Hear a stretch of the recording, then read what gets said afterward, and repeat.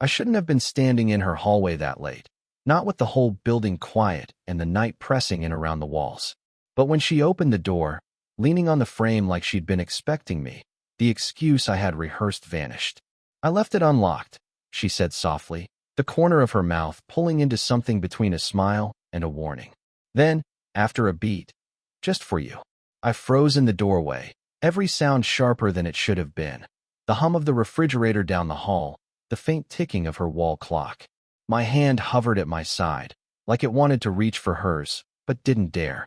She was older, beautiful in the kind of way that doesn't announce itself, only lingers. A loose blouse, bare feet, hair tucked back like she hadn't planned for company. Yet she carried herself with a composure that made me feel clumsy just standing there. "Are you coming in?" she asked. "Or are you going to keep staring at me from the hall?"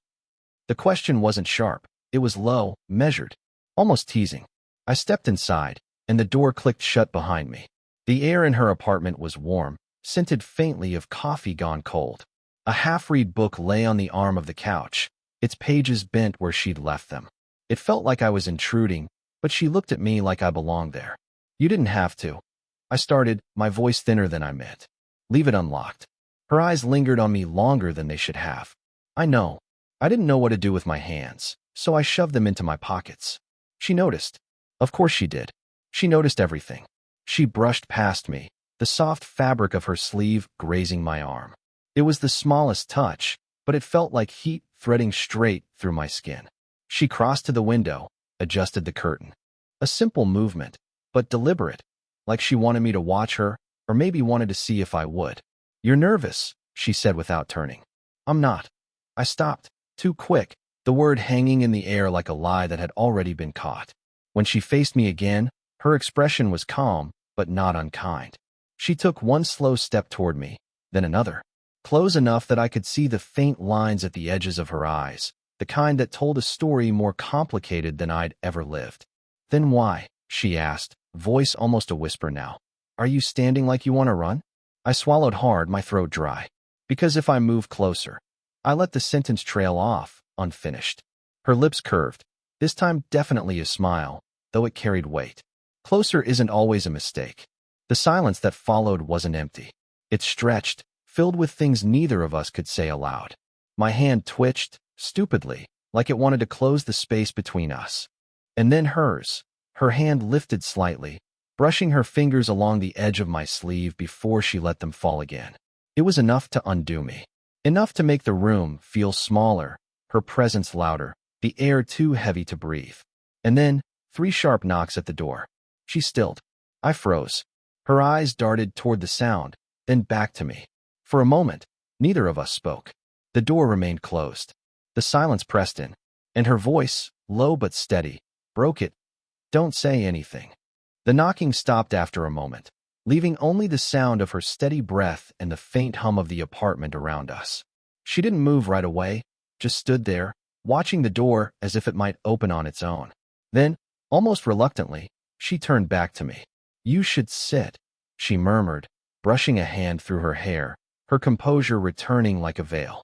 I lowered myself onto the couch, though every part of me felt restless. She stayed standing a moment longer, arms folded across her chest like she was holding herself together. Finally, she sat across from me, not too far, but not close enough either. I couldn't stop staring. Not in the obvious way, at least I hoped not, but in the small glances, the way my eyes caught the slope of her shoulder, the faint tremor in her fingers as she reached for her glass of water. "Don't look at me like that," she said suddenly, though her voice was softer than the words themselves. "Like what?" I asked, too quickly. Her eyes lifted to mine. For a moment, I thought she'd look away, but she didn't. "Like you've never seen a woman before." The words hung heavy, but behind them I heard something else, something tired. "I haven't seen one like you," I admitted. The honesty escaped before I could stop it. She exhaled, not quite a laugh, more like disbelief. Her fingers traced the rim of her glass, slow, deliberate. "You shouldn't say things like that." "Why not?" "Because you don't understand the cost." Her tone shifted, carrying the weight of something unsaid. And then she looked at me differently, like she was weighing whether to let me in or keep me at a distance. "I've been married," she said finally, eyes fixed on the glass. "Once. For longer than you've even been an adult. It ended quietly, but endings always leave a mark. She paused, shoulders tightening. I don't let people close easily anymore. The air between us shifted. I wanted to reach across the table, but I stayed still, my hands gripping my knees. I'm not. I started, then faltered. I'm not trying to make things complicated. Her gaze flicked back to mine, sharper now. That's the thing. They already are. The age, the way she carried herself, the fact that the world would never look at us without judgment, it all pressed against the moment. And yet, when she leaned forward slightly, when her hand brushed my shoulder as if by accident, my breath caught. The touch lingered a heartbeat too long. She seemed to realize it, her hand pulling back as though the contact had burned her. We sat in silence, her closeness still buzzing in my skin. Finally, she spoke, barely above a whisper. You make it too easy to forget myself. I didn't answer. Couldn't. My hand shifted, almost without permission, resting lightly on the back of hers where it lay on the couch cushion. She didn't move, didn't pull away. Her fingers tightened just slightly, enough to let me know she felt it too. The silence between us deepened, not empty but full, thick with everything neither of us dared to say aloud. Her hand was still beneath mine when the sharp trill of her phone broke the silence. She flinched, pulling back as though the sound had caught us in something forbidden. The phone buzzed again from the coffee table. A name flashed across the screen, someone I didn't recognize, but the way her face tightened told me enough. She let it ring out. She began, reaching for the phone, then stopping halfway, her hand hovering. Finally, she pressed it face down, silencing the glow. No, not right now. The air seemed heavier than before, the quiet after the interruption almost unbearable. I leaned back, but my eyes stayed on her. Was it important? Her lips pressed together. Everything's important to someone. Doesn't mean it has to be to me. The words sounded like armor, but her voice betrayed something else, something worn. She shifted closer, almost unconsciously. I could feel the heat of her body now, just a breath away. My chest rose too quickly, and I tried to slow it, tried not to let her see the way she unsettled me. You know this isn't simple, she murmured. People would talk. They always talk. I don't care, I said before I could think better of it. Her eyes cut to mine, sharp and searching. You say that now. Wait until they look at you differently. Until they look at me differently. Her words were stern, but she didn't move away. Instead, she leaned forward, elbows on her knees, her face close enough that a single movement would have bridged the distance. I caught the faint scent of her perfume, soft, understated, the kind that lingered quietly rather than announced itself. I wanted to close the space. God, I wanted to. But she turned her head, just slightly, and the moment fractured. You're young, she said, barely above a whisper. You still think everything is possible. I swallowed hard, the heat in my throat refusing to settle. And you don't. Her lips parted, but she didn't answer. The pause stretched too long, and then, another interruption. The doorknob rattled, followed by a muffled voice from the hall. You in there? My pulse spiked. She stiffened, placing a hand lightly on my chest. Not pushing me away, but warning me to stay still. Not now, she called back, steady, controlled. Footsteps retreated. The door stayed shut. Her hand lingered on my chest longer than it should have. When she finally drew it back, her fingers brushed along my collarbone, an unspoken apology, or maybe a promise. The silence after the interruption was electric. Neither of us dared move, but neither of us could look away. If you stay, she said softly, eyes locked on mine, something will change. I didn't answer. My hand reached for hers again, slower this time, deliberate. She didn't stop me. And when our fingers tangled, hesitant, trembling, yet certain, I knew we were already past the point of pretending nothing was happening. The quiet between us had teeth now. Every glance was sharper, every movement charged. She sat too close, her thigh brushing mine, and though neither of us spoke, I could hear the way her breath caught, uneven, as if she hated how much space she hadn't left. I couldn't hold back anymore. Why do you keep pulling away? Her head turned sharply. Because I know what this is. What is it? Her lips pressed tight, her eyes narrowing just slightly. Dangerous. Irresponsible. You'll wake up one day and regret even looking at me like this. I leaned closer, refusing to let her slip behind that wall again. I've never regretted a single second with you. She laughed under her breath. But it wasn't amusement. It was disbelief, almost anger. Her hand went to her hair, tucking it behind her ear, but it trembled as it did. You don't understand. You're too young. I cut in. Say it.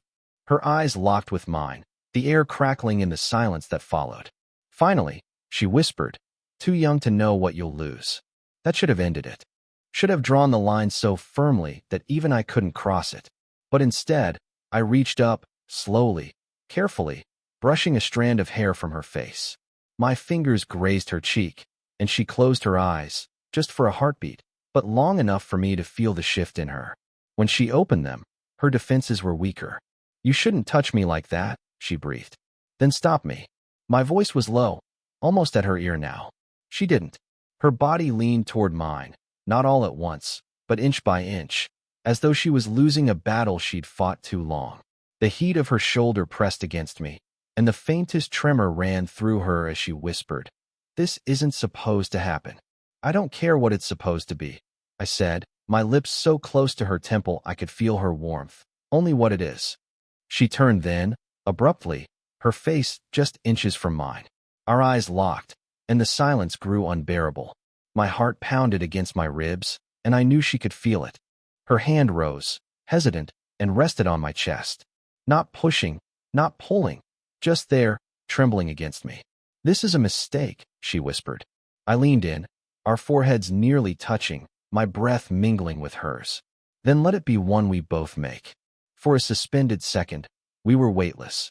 Our lips, so close the space between them felt like fire. And then, a knock at the door. Louder this time. Urgent. She jerked back, eyes wide, breath ragged. The sound came again, and a voice followed, sharper than before. "I know you're in there." She froze, her hand still on my chest, her body trembling against mine. I whispered, low enough for only her to hear, "Tell me not to stay, and I'll go." The knocking didn't come again. Silence returned, heavy, pressing us back into ourselves. But the damage was done. Whatever we'd almost been about to do had cracked into something rawer, riskier. She drew in a sharp breath, pulled her hand from my chest, and stood. Not gracefully this time. Her movements were too fast, too clipped. She crossed the room, pressed her palm flat against the wall as if to steady herself. I stayed seated, my pulse still hammering. "Who was that?" Her back stiffened. She didn't turn. "No one you need to worry about." That's not an answer. When she turned, her eyes were darker, her voice edged. "It's someone who knows me well enough to ask questions I don't want to answer." The words stung, though not because of what she said, because of what she didn't. I stood now, the space between us shrinking with every step I took. "So this, us, it's something you need to hide." Her shoulders rose, then fell, a silent admission. "Do you think people won't notice? Do you think they won't talk? You don't understand what it means to be my age and seen like this." She tried to brush past me, but I caught her arm, not tightly, just enough that she stopped. The heat of her skin under my fingers sent a jolt through me. "Then tell me to leave," I whispered. Her eyes locked with mine, her lips parting as if she might say it. But instead, her voice faltered. "I can't." The words hung between us, a confession heavier than any kiss could have been. Her arm trembled under my touch, but she didn't pull away. Slowly, almost painfully, she leaned closer, her forehead nearly brushing my chin. "You make me feel." She stopped, swallowed hard, her throat working as though the words were too dangerous. "Feel what?" I pressed, my breath warm against her hair. Her eyes flicked up to mine. "Like I'm alive again. And I don't know if I can survive losing that." The silence after was a roar. My hand slipped down her arm, finding her fingers, curling them into mine. But then she pulled back suddenly, as though the confession had burned her. Her body brushed too close as she moved past, and I caught the faintest shiver running through her. "I shouldn't have said that," she muttered, retreating toward the kitchen. Her hands shook as she reached for the counter, gripping it hard. I followed, slower, keeping distance this time. "But you did." Her shoulders hunched, vulnerable in a way I'd never seen. "And now you know what I'm most afraid of." The words cut deeper than any door knock. She turned then, her face pale, but eyes blazing. "So if you stay tonight, it won't just be temptation anymore. It'll be a choice neither of us can undo." The weight of it pressed down, but her body leaned ever so slightly toward me again, betraying her. And I knew in that moment, we were already past undoing anything. The room was too quiet, the kind of silence that magnifies everything. Every breath, every heartbeat, every unspoken word. She still stood at the counter, gripping its edge as though it was the only thing anchoring her. I stayed just behind her, close enough that I could feel the faint warmth radiating from her back. "You should go," she whispered. "Do you want me to?" My voice was low, steady, though inside I was anything but. She turned, slowly, her eyes meeting mine. The distance between us was barely a step, but it felt like a chasm. "That's not the question," she said, her tone frayed at the edges. "The question is, what happens if you don't?" I closed that step, deliberately, until I was near enough to see the fine strands of hair falling across her cheek. My hand lifted, hesitant, then brushed them aside. My fingers lingered, cupping her face lightly, and she didn't move away. Her breath hitched. "This is a mistake," she said again, softer this time, the words trembling. I leaned closer, my forehead almost touching hers. "Then we'll make it together." The pause that followed felt endless, our breaths mingling, her lips a whisper away. Her hands finally left the counter, one resting against my chest, the other curling at my shoulder, not pulling me in, but not pushing me away either. "I don't want to be your regret," she murmured. "You could never be." The words came out rough, almost broken, because they were truer than anything I'd ever said. Her eyes closed, and in that fragile second, the choice was made. She tilted forward, closing the space we'd been circling for what felt like forever. Our lips met, not rushed, not desperate, but trembling with all the restraint that had finally snapped. The kiss was tentative at first, like we both feared it would vanish if we pressed too hard. Then her fingers tightened against my shirt, pulling me closer, and I knew neither of us would turn back. The world outside ceased to matter, the judgments, the interruptions, the fear. It was just her warmth against me, the taste of hesitation giving way to something rawer, needier. When we finally broke apart, it wasn't clean. Her forehead stayed pressed against mine, her breath uneven, her hand still clutching at my chest like she couldn't let go. "This changes everything," she whispered. "It already has." Her eyes opened, meeting mine with a clarity I hadn't seen before. No longer just fear or regret, but something steadier, something that admitted the truth neither of us could keep hidden. And in that moment, messy and fragile as it was, we understood each other completely. The silence after the kiss was different now. Not heavy, not unbearable, just full.